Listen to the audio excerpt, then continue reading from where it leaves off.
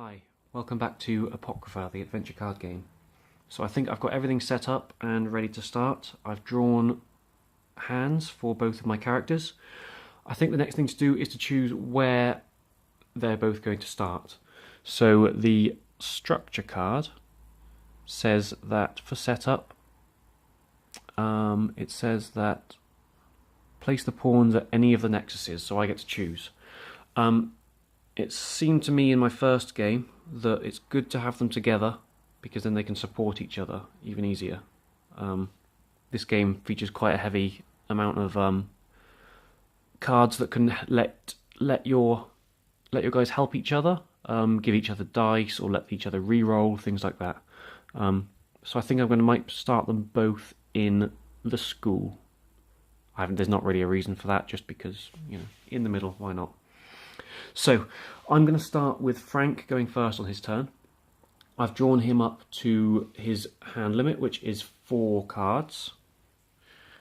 So the first thing I do on his turn, as it shows here on the turn order track, is that for the start I draw the top card of the clock. So here we go. I've drawn, and they're all omens. There's omens of hope and there's omens of doom. So generally, omens of hope are good, omens of hope are bad, omens of doom are bad, but they're all useful. So this omen of hope, comfort, I can investigate. Oops, it's not. Focus. I can investigate and sacrifice this card in order to heal, and then flip my nexus to hope and investigate it. I don't know why that wasn't focusing, I'll get rid of that. Okay, so I'm now going to take one of my cards from my hand, and I can use any of my omens. So I drew one up, I drew an omen of doom, and then I just drew an omen of hope, and I'm going to take the omen of doom and I'm going to play it, I'm going to sacrifice it, which is what the card instructs me to do, in order to investigate my nexus. So I'm going to sacrifice this card, flip my nexus to doom, which is already on, and then draw a card. And if it's a gift, I'll avoid it. So I'm going to say that that is my sacrifice pile for this game. So I go to my nexus at the school, I draw the top card. This is me investigating, and I look at what I've got. So I drew authorities, which is a threat, as you can see from the skull icon up there. So I'm going to have to fight this threat now. So I can fight it in 2 different ways. I can use mind, or I can use soul. So I'm going to bring it down here so that I can compare it to my cards that I have. So I'm basically looking to have a mind score of 15 or a soul score of 12. So I'm going to look at my cards. I'll start with my character sheet and see that I have a soul of 1 and a mind of 3. Put that next door. So those numbers let me roll that number of dice. So I'm probably going to be looking at using mind for this test. 3 dice, and they have to equal 15. So that's obviously going to be pretty difficult, but I'll see if there's anything I can do to make that easier. So far I've got 3 dice. Let me grab those. 3 dice towards this test so far. Other than that, what else can I do to make this test easier? I can look at my hand of cards and see what I've got. So over here I have a mind card, which I can use, discard it to boost mind, which gives me an extra dice. Or I could, in the assemble phase, sacrifice it, but that would let anyone. I think the best thing I can do here with my hand of cards is to add a dice with this. Alternatively, coming over to Dr. Z's, he could assist me. Now, this is one of the interesting mechanics of the game. If you see Z's mind score there, because it's at the top, that means anyone at this nexus, whenever it's at the top, it means the nexus you're currently standing at, and they're both at the same nexus, you can assist using this score. So I could have Z's now assist me in this test, and it would let me re-roll 4 mind dice. I think that's probably a good idea. So what I'm going to do, I'm going to play my memory stick. So this says that I can discard it to boost mind. So I'm going to discard this card into my discard pile, which boosts mind. And boosting mind basically just means it gives me an extra dice. So now I have 4 dice, and I think to be sure that I can do this, I'm going to have Aziz assist me with his 4 mind skill. Now whenever a saint, that's what your characters are, they're saints, they're called in this game. Whenever a saint assists another saint, what you have to do is you then have to mutate the test that you're attempting. Now luckily there are, I think, 5 mutate cards. So what I tend to do is I just roll a d6, and that's the number card I use, and then each card has a 1 through 6. So I roll a second dice to decide which of these I get. So I'm going to roll 1 dice. If it's a 6, I'll re-roll it. 1 to 5 will be that card in this stack. A 2, so I'm looking at the second card. So I'll put that to one side and looking at the second card, and I'm going to re-roll the dice again to see what number here I'm looking at. High is good, low is bad. 4. So I got a 4, which means I'm looking at number 4 on this card. So this test is going to be mutated.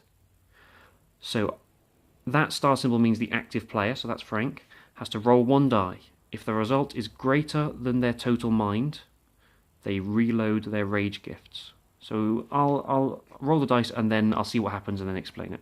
So if the result is greater than their mind, my mind is 3.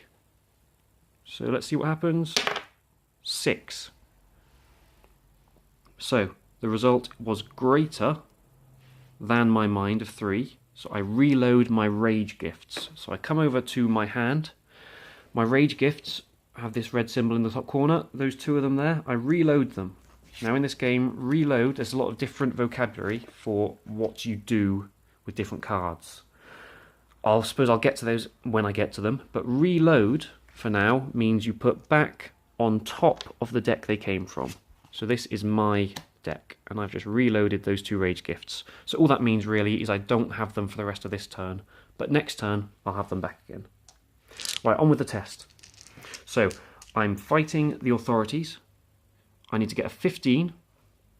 I had a mind of 3 for 3 dice, and then I played my memory stick to add 1 more dice for 4, and then I mutated the roll with Ziz's help, which means I can re-roll these if I want to. So I'll put these mutations to one side now I've used those. I'm going to move my dice tray over. I say dice tray, also known as a Time Stories expansion box lid. And now I have to roll these 4 dice. I'm hoping to get 15.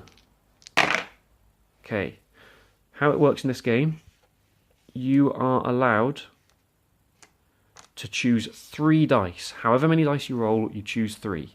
So obviously I'm going to choose the highest 3. 5, 10, 14, not quite 15.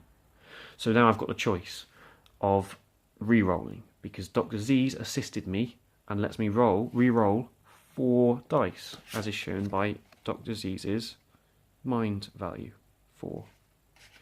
So I have to decide how many of these do I want to re-roll. I need to get 15 or I'm going to be taking damage. I'm only 1 short. I could re-roll 1 and risk it. I need to get a 5 or a 6, or I could re-roll 2.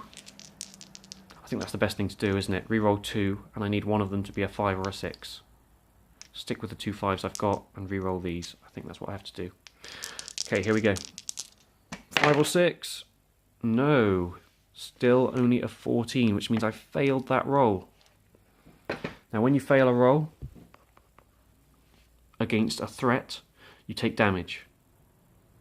So, when you take damage, you have to discard a card from your hand randomly. Now, unfortunately, I only have 1 card in my hand, and that is my Omen that I drew at the start of the turn. So I'm going to now have to discard that one, I think, for damage.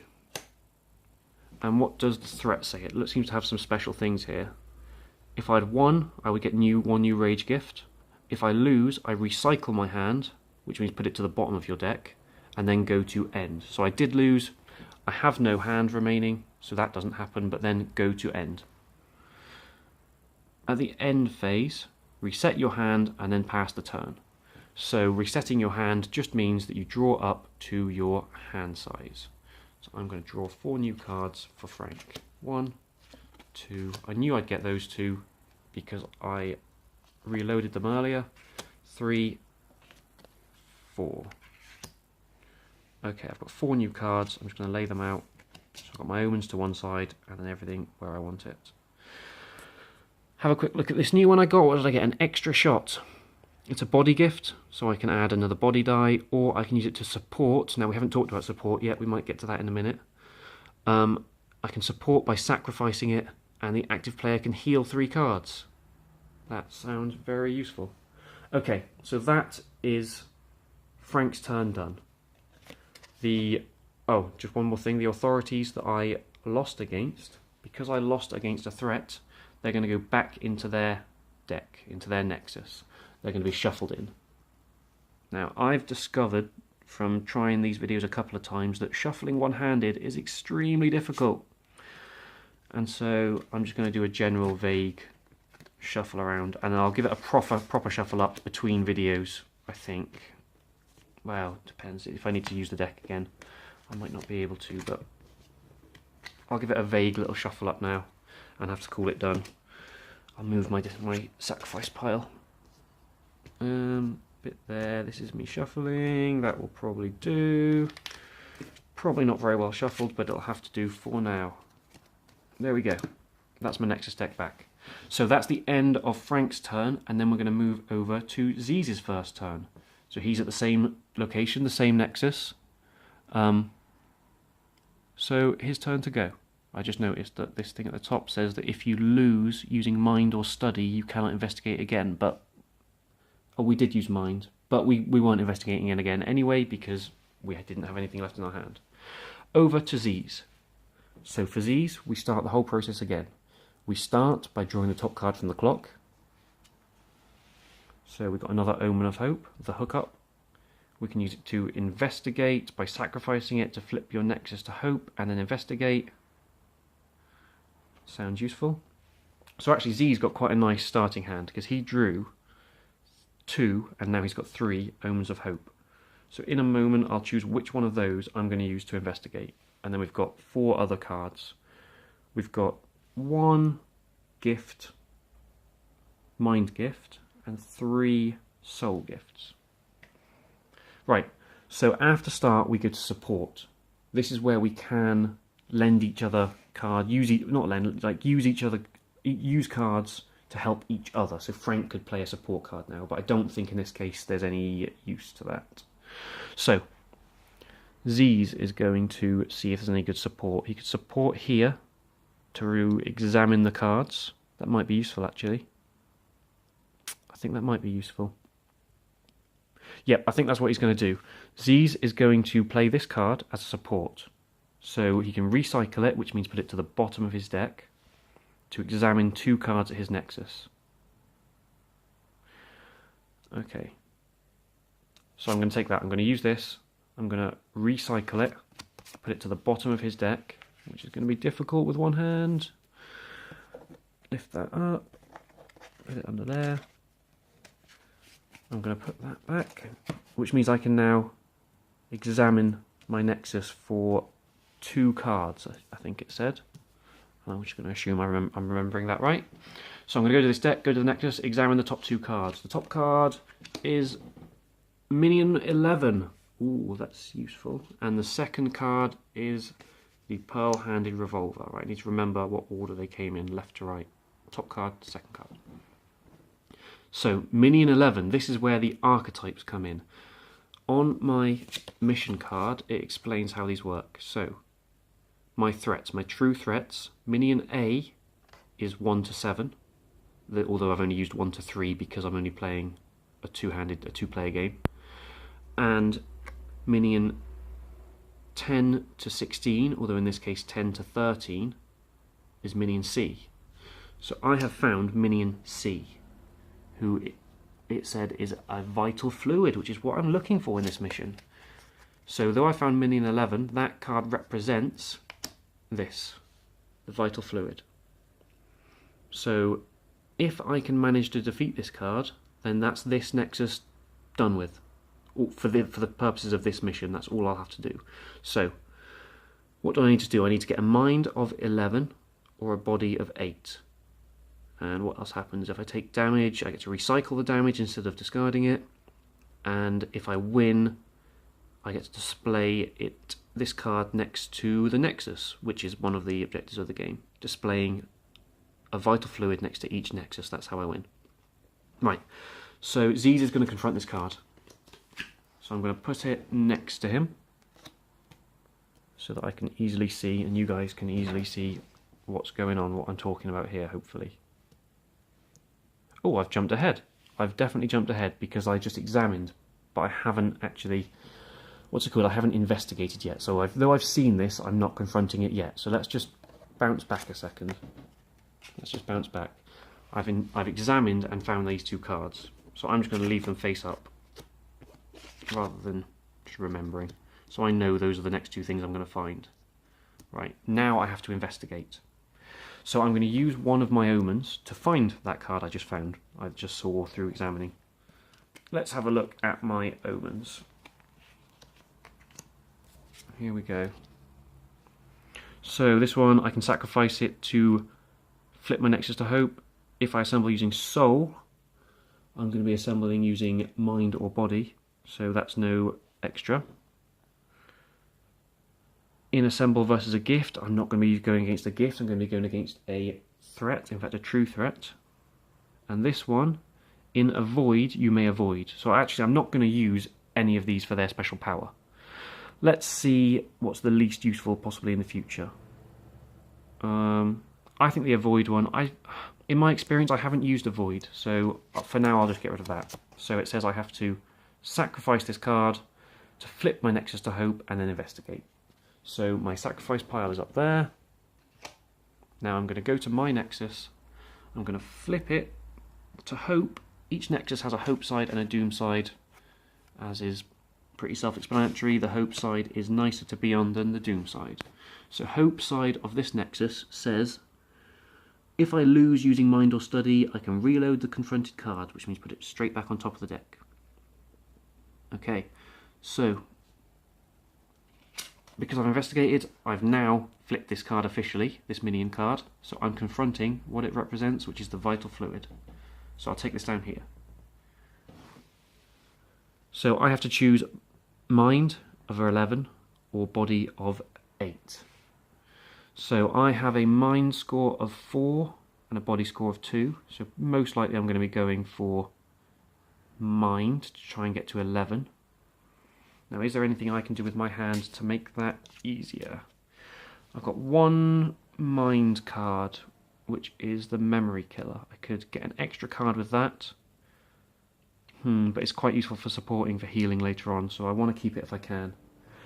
I could do the same as I did a minute ago, and I could support with Frank, because his Mind score is 3. So I could get 3 rerolls. That's a possibility. I can mutate the roll to assist with him. I don't think that Frank has any cards that would be useful for this to support with, to help with. No, I don't think so. So my choices here are, in order to get a roll of 11 for Mind, I have 4 dice, which Z's just inherently has. And there's not much else I can do, I don't think. Let's have a look. What am I fighting against? Let's look at these words at the bottom. Oh, I see. So, this card, these words in bold along the bottom, are the cards, it's like types, I suppose. Because it says resist, which matches my keyword type of resist, that actually means I think that I can add 1 bonus die. So in fact, I've got 5 dice to roll, 3 of which I can use to try and hit 11.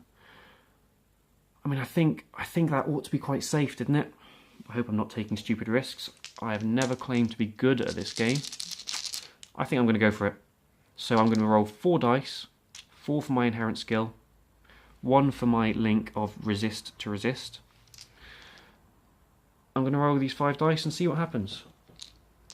And I'm aiming for 11. 3 dice to get 11. Here we go. What have I got? I've got a 6.